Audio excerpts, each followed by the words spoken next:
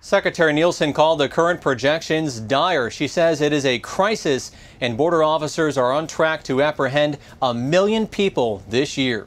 The current system isn't working. That's because it's not designed to handle the record number of people at the southern border. Homeland Security Kirstjen Nielsen broke down the stats to Capitol Hill lawmakers. She said border arrests spiked to nearly 75,000 people last month alone.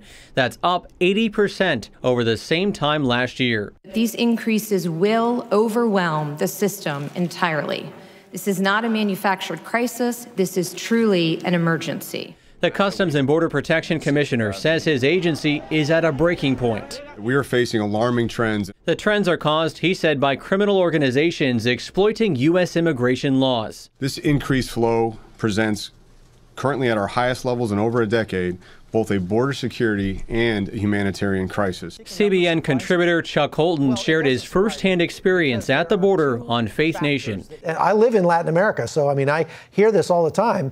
People know that the Democrats in Congress in the United States are on their side and are doing everything they can to make it possible for them to get into the U.S., and they're taking advantage of that now. These staggering numbers are a major reason President Trump declared a national emergency at the border. Nielsen says we need more manpower, technology, and border barriers to combat the crisis. Have you advised the president on his emergency declaration? Have you given him the grounds for this emergency declaration in the context of what emergency means?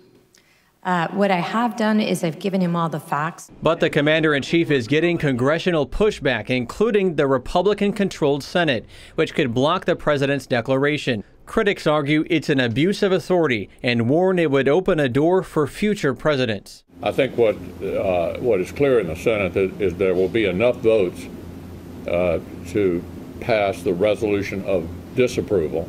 The Senate is expected to vote in the next 2 weeks. If they vote as expected, the president will veto it. It is highly unlikely Congress will have enough votes to overturn that veto. But in the meantime, Secretary Nielsen warns border crossings are only going to increase as the weather warms up.